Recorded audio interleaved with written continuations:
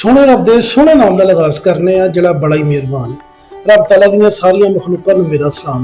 दोस्तों अज मैं बकरा ईद की स्पैशल रेसिपी लैके तुहाडे वास्ते आया वां। यह है बन्नू बीफ पुलाओ। तो चलाओ हुण असीं तुहानूं दसदे हां असीं इहनूं किस तरह तैयार करने आ। तुसीं भी ईद ते इहनूं जरूर तैयार करना ताकि तुहाडी ईद दे मज़े दुबाला हो जाण।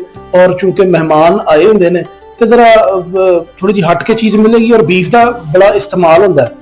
ਹੁਣ ਸਾਡੇ ਮੁਆਸ਼ਰੇ ਅੰਦਰ ਜ਼ਿਆਦਾ ਬੜੀ ਕੁਰਬਾਨੀ ਦਾ ਰੁਝਾਨ बढ़ता जा रहा महंगाई की वजह तो। ਅੱਜ मैं बड़े गोश्त का यानी बीफ बन्नू पुलाओ ਇਹ मैं बना लगा। तो आओ ਹੁਣ ਆਪਾਂ किचन 'ਚ ਚੱਲਦੇ। ਲਓ ਜੀ ਅਸੀਂ ਹੁਣ किचन 'ਚ आ गए हैं। अच्छा ਇਹਦੇ ਵਾਸਤੇ ਅਸੀਂ 2 ਦਰਮਿਆਨੇ ਪਿਆਜ਼ ਲਵਾਂਗੇ, 3 ਟਮਾਟਰ ਲੈ ਲਾਂਗੇ और 4 ਜਾਂ 5 ਤੁਸੀਂ ਸਿਰਫ ਇੱਕ ਖੁਸ਼ਬੂ और ਜ਼ਾਇਕੇ ਵਾਸਤੇ ਸਬਜ਼ ਮਿਰਚ ਲਵਾਂਗੇ ਆਪਾਂ। ਅਸੀਂ ਜਿਹੜਾ ਨਾ ਜੀ ਤਕਰੀਬਨ ਲਸਣ ਅਦਰਕ और ਇਹਦੇ ਵਿੱਚ ਸਬਜ਼ ਮਿਰਚ डाल के ਦਾ ਪੇਸਟ ਤਿਆਰ ਕਰ ਲਿਆ। 3 ਪਾਉ ਤਕਰੀਬਨ ਸਾਡੇ ਚਾਵਲ ਨੇ और तकरीबन आधा किलो तो ज़्यादा साडा बीफ जिहड़ा ना यह गोश्त है। अच्छा जी हुण असीं जिहड़ा प्याज है इहदी कटिंग कर लवांगे। अच्छा जी असीं अपना चुल्हा ऑन कर लिया। अच्छा हुण असीं तकरीबन 1 कप के करीब असीं अपना आयल जिहड़ा वा वो शामिल करांगे। और जिहड़ा प्याज है साडा कुछ असीं पहले कट लिया सी, ये सारा प्याज इहदे ऐड कर देवांगे जिन्नी देर दे विच साडा प्याज तैयार होंगे। अच्छा असीं इहनूं ना जी तकरीबन ब्राउन करना है, पूरा ब्राउन करना, लाइट ब्राउन नहीं, क्योंकि सानूं थोड़ा जिहा इहदा कलर डार्क चाहिए। अच्छा हुण असीं जनाब जिहड़े टमाटर ने ये ऐड कर लेंगे, जरा छोटे कर लेंगे क्योंकि बिरयानी तो यह है नहीं, छोटे ही इहदे च रहने ने क्योंकि सानूं इहदी ग्रेवी चाहिए। अच्छा असीं प्याज जिहड़े ने सॉरी टमाटर जिहड़े ने ना वो असीं अपने 3 अदद कट के रख लेने। तो हुण प्याज असीं देख लीए प्याज में अभी अच्छी तरह ब्राउन करना जी, डार्क तो थोड़ा जहा घट यानी पूरा ब्राउन।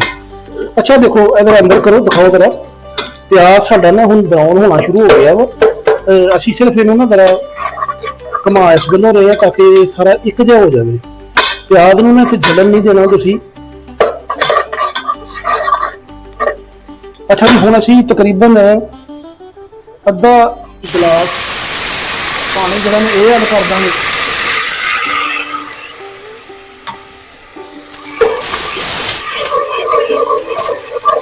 अच्छा देखो सामने असल च मैं मसाले का कलर चाहिए, पानी ऐड करना मसाले का कलर सानू जो मिलता कि देखो यह सानू मिल गया।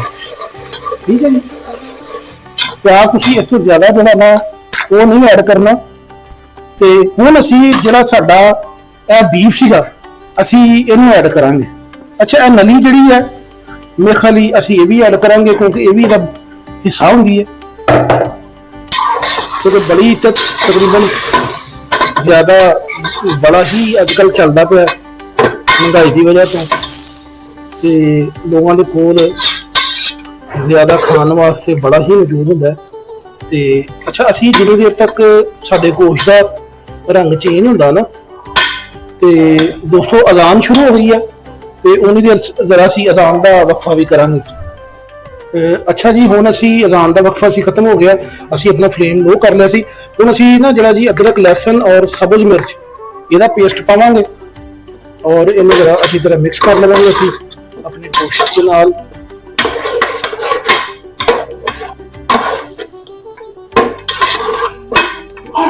अच्छा असीं नाल ही हुण इहदे ना जी जिहड़े 3 अदर टमाटर कट्टे होए सन वो ऐड कर देवांगे।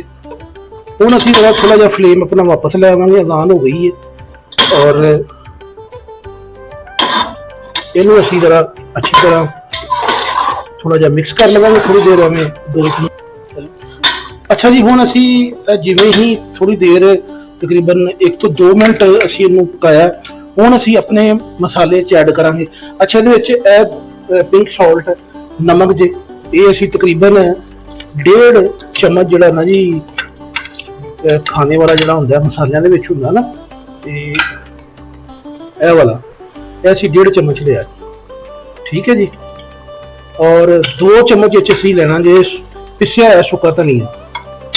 ठीक है और तकरीबन 1 चम्मच असीं लेनी जे दड़ा मिर्च कुटी हुई मिर्च जिहड़ी है और तकरीबन 1 चम्मच ही जीरा और तकरीबन 1 चम्मच के करीब ही उसको थोड़ा जिहा घट काली मिर्च।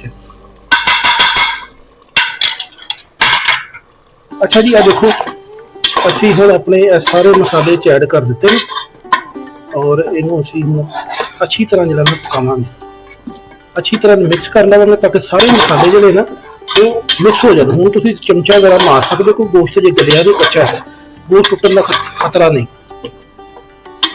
ਤੇ ਇਹਦੇ ਵਾਸਤੇ ਤੁਸੀਂ ਪ੍ਰੈਸ਼ਰ ਕੁੱਕਰ ਹੀ ਇਸਤੇਮਾਲ ਕਰਨਾ ਕਿਉਂਕਿ ਬੀਫ ਹੈ ਤੇ ਅਸੀਂ ਇਹਨੂੰ ਬੀਫ ਦੇ ਵਿੱਚ ਹੀ ਪ੍ਰੈਸ਼ਰ ਕੁੱਕਰ 'ਚ ਬਣਾਵਾਂਗੇ ਤਾਂ ਕਿ ਅੱਛੇ ਤਰੀਕੇ ਨਾਲ ਗਲ ਜੇ। ਤੁਸੀਂ ਦੂਸਰਾ ਵੀ ਬਰਤਨ ਲੈ ਸਕਦੇ ਹੋ ਲੇਕਿਨ ਉਹ 'ਚ ਤੁਹਾਡਾ ਫਿਰ ਟਾਈਮ ਜਿਹੜਾ ਉਹ ਜ਼ਿਆਦਾ ਲੱਗੇਗਾ। ਅੱਛਾ ਜੀ, ਦੇਖੋ ਹੁਣ ਨਾ ਮਸਾਲੇ ਨੇ ਆਇਲ ਛੱਡਣਾ ਸ਼ੁਰੂ ਕਰ ਦਿੱਤਾ ਹੈ। ਇਹਦਾ ਮਤਲਬ ਇਹ ਹੈ ਕਿ ਹੁਣ ਸਾਡਾ ਜਿਹੜਾ ਅਸੀਂ ਇਹਦੇ 'ਚ ਸਾਰੇ ਮਸਾਲੇ ਐਡ ਕੀਤੇ ਸਨ ਉਹ ਤਕਰੀਬਨ ਜਿਹੜੇ ਟਮਾਟਰ ਪਿਆਜ਼ ਵਗੈਰਾ ਸਨ ਉਹ ਗਲ ਗਏ ਨੇ ਔਰ ਮਸਾਲਾ ਤਿਆਰ ਹੈ। ਹੁਣ ਅਸੀਂ ਇਹਦੇ ਵਿੱਚ ਪਾਣੀ ਐਡ ਕਰਾਂਗੇ। ਅੱਛਾ ਜੀ, ਅਸੀਂ ਹੁਣ ਇਹਦੇ 'ਚ ਤਕਰੀਬਨ ਇਹ ਦੇਖੋ ਇਹ ਭਰਿਆ ਹੋਇਆ ਕੋਈ ਕੱਪ ਗਲਾਸ ਜਿਹੜਾ ਪਾਣੀ ਦਾ ਇਹ ਅਸੀਂ ਐਡ ਕਰ ਦਾਂਗੇ। ਥੋੜਾ ਜਿਹਾ ਅਸੀਂ ਇਹਨੂੰ ਹਿਲਾ ਦੇਵਾਂਗੇ।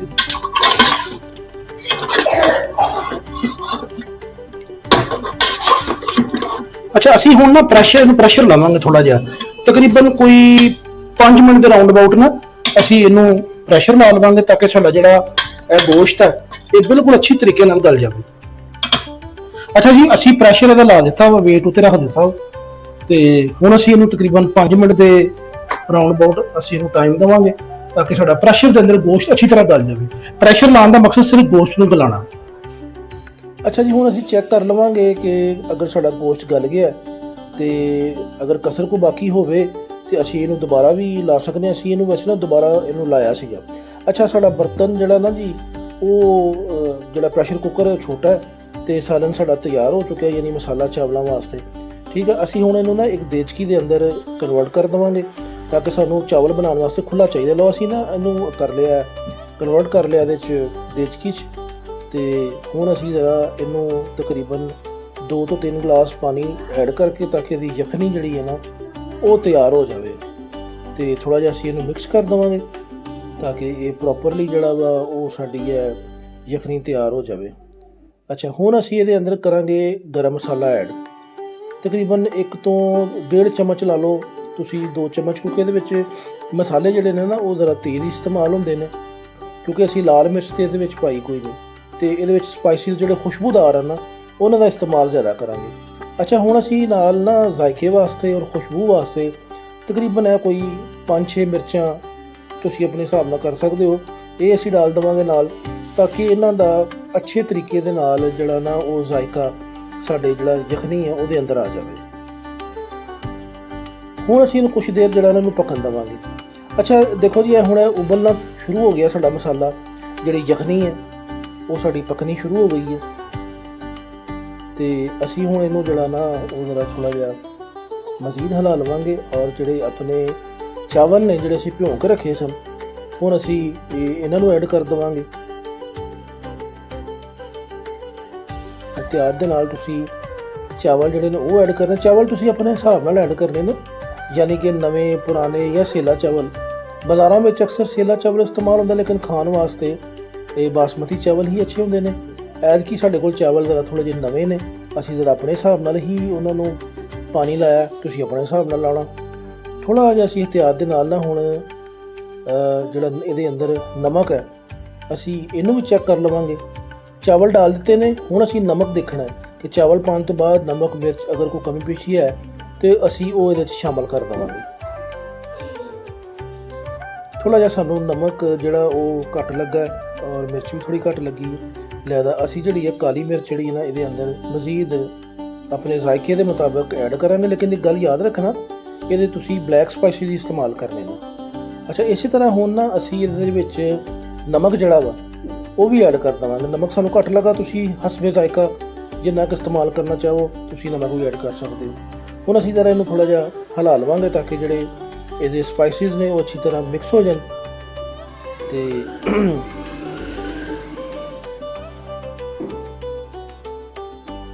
ਇhtiyat ਦੇ ਨਾਲ ਅਸੀਂ ਇਹਨੂੰ ਹਿਲਾ ਲਵਾਂਗੇ। ਜ਼ਿਆਦਾ ਵੀ ਚਮਚਾ ਨਹੀਂ ਮਾਰਨਾ ਤਾਂ ਕਿ ਸਾਡੇ ਚਾਵਲ ਟੁੱਟਣ ਨਾ। ਹੁਣ ਅਸੀਂ ਥੋੜ੍ਹੀ ਦੇਰ ਇਹਨੂੰ ਪਾਣੀ ਖੁਸ਼ਕ ਜਿਹੜਾ ਨਾ ਉਹਦੇ ਲੈ ਕੇ ਜਾਵਾਂਗੇ ਤਾਂ ਕਿ ਇਹਦਾ ਪਾਣੀ ਜਿਹੜਾ ਨਾ ਪੱਕ ਕੇ ਘੱਟ ਜਾਵੇ। ਫਿਰ ਜਦੋਂ ਬਿਲਕੁਲ ਇੱਕ ਰਹਿ ਜਾਏਗਾ ਥੋੜ੍ਹਾ ਜਿਹਾ ਔਰ ਚਾਵਲ ਜਿਹੜੇ ਫੁੱਲ ਜਾਣਗੇ ਫਿਰ ਅਸੀਂ ਇਹਨੂੰ ਦਮ ਦੇ ਦੇਵਾਂਗੇ।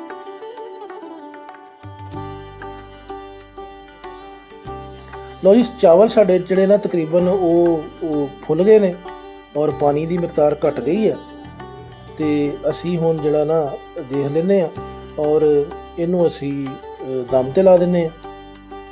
ਹੁਣ ਥੋੜੀ ਦੇਰ ਅਸੀਂ ਇਹਨੂੰ ਦਮ ਤੇ ਲਾਵਾਂਗੇ। ਫਲੇਮ ਆਪਣਾ ਬਿਲਕੁਲ ਆਹਿਸਤਾ ਕਰ ਦੇਵਾਂਗੇ, ਬਿਲਕੁਲ ਮੀਡੀਅਮ ਤੇ ਅਸੀਂ ਇਹਨੂੰ ਦਮ ਲਾ ਦਿੱਤਾ ਜੀ।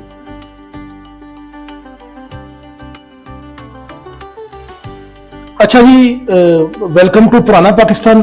ਲਾਈਟ ਬੰਦ ਹੈ, ਮਜਬੂਰੀ ਹੈ ਸਾਡੀ। ਪਹਿਲੇ ਅੱਧਾ ਘੰਟਾ ਗੈਸ ਨਹੀਂ ਸੀ, ਸਿਲੰਡਰ ਪਵਾ ਕੇ ਲਿਆਏ ਸੀ, ਤੇ ਬਸ ਅੱਲਾ ਹੀ ਹਾਫਿਜ਼ ਹੈ ਜੀ। ਤੇ ਅੱਛਾ, ਹੁਣ ਸਾਡਾ ਜਿਹੜਾ ਪੁਲਾਓ ਨਾ ਇਹ ਤਿਆਰ ਹੋ ਗਿਆ ਵਾ। ਅਸੀਂ ਸਭ ਤੋਂ ਪਹਿਲੇ ਇਹਦਾ ਜਿਹੜਾ ਫਲੇਮ ਆ ਇਹਨੂੰ ਬੰਦ ਕਰ ਦੇਵਾਂਗੇ, ਤੇ ਆਹ ਹੁਣ ਜਰਾ ਅਸੀਂ ਦੇਖਦੇ ਹਾਂ ਅਸੀਂ ਕਿ ਕੀ ਹਾਲਾਤ ਨੇ। ਮਾਸ਼ਾਅੱਲਾ ਬੱਚਿਆਂ ਨੇ ਲਾਈਟਾਂ ਫੜੀਆਂ ਜੀ। ਔਰ ਇੱਕ ਮਿੰਟ ਜੀ, ਇਹਨੂੰ ਉੱਚ ਰੱਖੋ। ਤੇ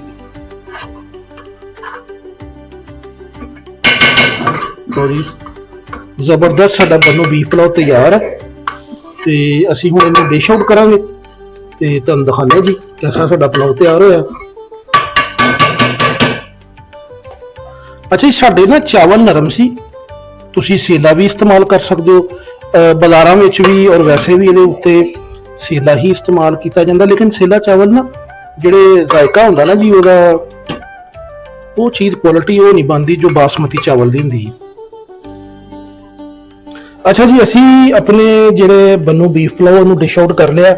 ਲਓ ਜੀ, ਵੱਡੀ ਈਦ ਵਾਸਤੇ, ਬੜੀ ਈਦ ਵਾਸਤੇ ਬਿਹਤਰੀਨ ਰੈਸਿਪੀ ਔਰ ਬੜਾ ਬਿਹਤਰੀਨ ਪੁਲਾਓ, ਖੁਸ਼ਬੂਦਾਰ ਔਰ ਮਜ਼ੇਦਾਰ।